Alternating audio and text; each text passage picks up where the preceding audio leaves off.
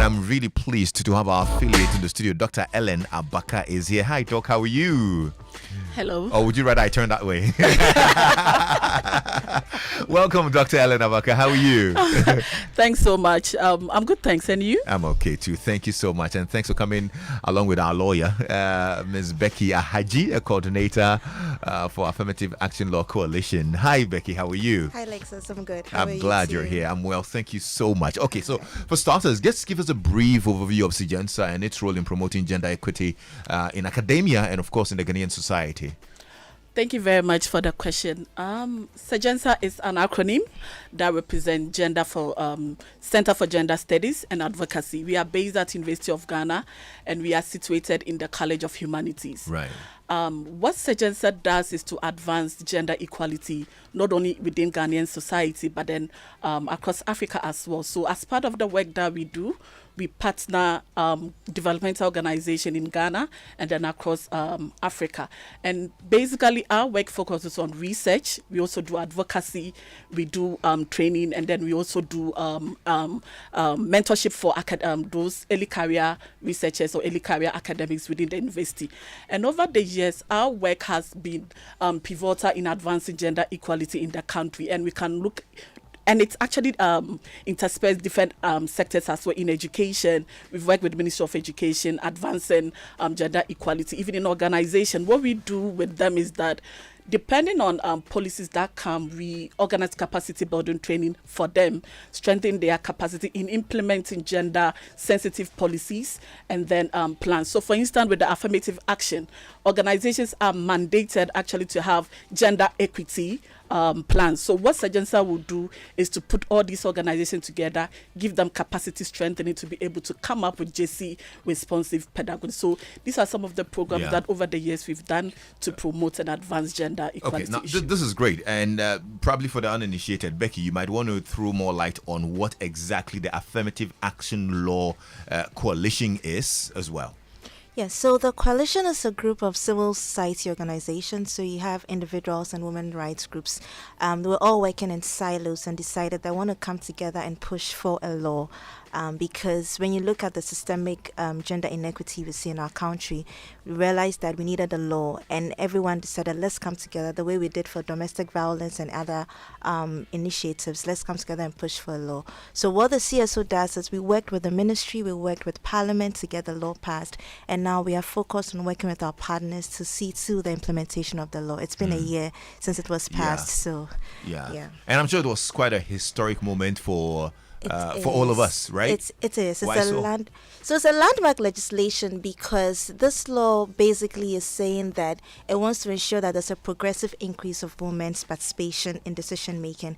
And so whether it's the private sector or the public sector, it's coming up with a quota system. So when you look at the law, the text of the law, from now to 2026, we are saying that for every decision making level, we should see at least 30% of women represented.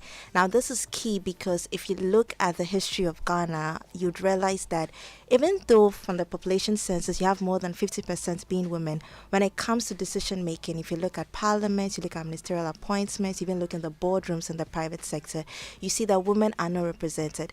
And the problem with that is that decisions that are being taken don't take into the perspective of how it would affect women as opposed to men. And so we are saying that it is just fair and equitable, if I should use that word, that we come up with a quota system which is imperative on everybody, whether you are in the private sector or the public sector, to ensure that you comply and come up with having at least 30% of women. Okay. What are some of the key pillars, if I can say, the key pillars or provisions of the Act? So for I'll start with the first section, the table. So that talks about the timelines and the targets. So from 2024 to 2026, we are saying 30%. Then from 2027 to 2028, that should increase to 35%. And then from 2029 to 2034, 50%. So we are not expecting to get to parity now. It's going to be a progressive thing. So that's in. And then in section 1, it says that the government will come up with policies and programs. So for those who are listening in, it means that we should be on the lookout because there are going to be gender prioritized projects and programs that are going to be coming up to ensure that we can field in women into these positions. Right. For the private sector, I would say that it says that every private organization should have a gender policy. So I don't know if Joy News you have, or multimedia group, you have a gender policy. I mean, from here, let's march straight. Let's march straight. I'll go with you. We need to ensure it's done before we leave this building. It has to be done. I'm sure it is done, actually. Yeah. Yes, I'm sure you were quite excited to see a lot of my producers. I was women, very excited. I was very excited. We met up with her. So she have a gender policy, and then the policy should be done in consultation with the workers. We don't want you to just go and import a policy from somewhere. Okay. And then also, you should also, beyond the policy, there's also going to be a tax incentive for companies which comply. And also, if you're compliant, you can, if you're bidding for a government contract, you're supposed to be given preference. So that's great. yes, that's but great. then there are sanctions as well. I if can I can imagine. add the sanctions, yes. So if you experience any form of gender discrimination in your organization, whether it's hate speech, stereotyping, or they victimize you, anything, or your company is not compliant with these quotas, so they can actually face a fine. Okay. Yes, please, a fine between 500 penalties and 1,000. So that's between 6,000 and 12,000. That sounds like small money, but there's imprisonment as well between 6 months and 12 months. So it's a carrot and stick situation. I know my bosses don't want to be in prison. No, so they have would to act comply. right. This is great, Dr. Abakah. Let's talk about it. What some of what the critics say, that Ghana no longer needs affirmative action because we already have very successful women in leadership, CEOs, vice chancellors, even the vice president. Yes, that's very true. And coming using the University of Ghana, a friend says that now UG is a women affair. Yeah. All the top positions are being held by women. But the question is, how does that translate to the ordinary Ghanaian? This represents only a minute section of the the population. So whilst we are commending them, whilst we are actually happy and excited and highlighting their contribution, it doesn't negate the fact that we need this bill. Okay. And as she has rightfully said, it's put in place progressive measures and with targets, with sanctions that warrant that we need to actually be intentional about gender equality efforts. If you take the political space, currently there are only 41 women. And this is out of 275. So the question is, how representative is this? Okay, this is and great. it's for these reasons that we need this bill in place. And I'm sure it's even more important that we have this dialogue Exactly. tomorrow. Yes. So tell us about the affirmative action policy dialogue. That's tomorrow, isn't it? Yes. Yes. Okay, tell us about it. So it's happening tomorrow at the Easter Conference Center, University of Ghana. So it is organized by Sajensa with its partner affiliate as well. So what we seek to do is to assemble experts within the field. So Becky is part of our panelists, and we need to have this dialogue in raising awareness.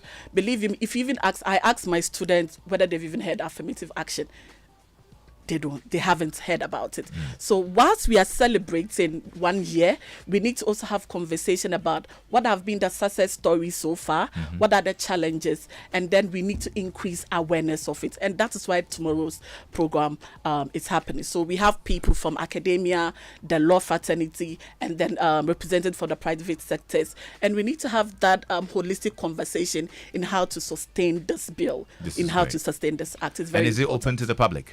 It is open to the What public. time is it? It's starting from 9:30 through to 12:30. Okay, so there you go. Tomorrow afternoon, we're going to be at the Easter Conference room. That's it, Yes. right? On the University of Ghana, Legon campus for this very important conversation. Any final words before we wrap up? I would just like to encourage everyone to come around. It's not a woman's affair, it's a developmental issue. And this is about your sister, this is about your friend. So don't see it as a woman's issue. Just come around and learn and unlearn. That's what I would say. All right. Thank you so much.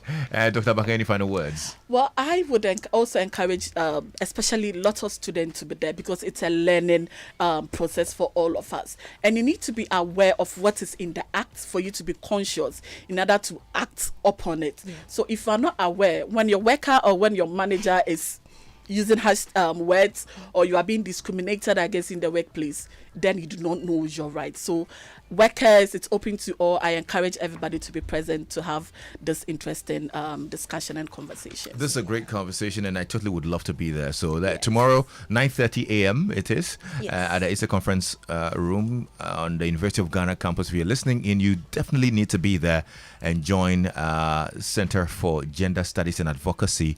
I'm so grateful, Dr. Ellen Abakah, for your time. Okay.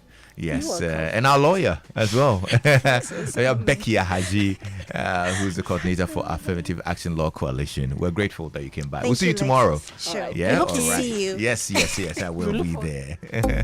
Stay tuned in to Joy 99.7 FM.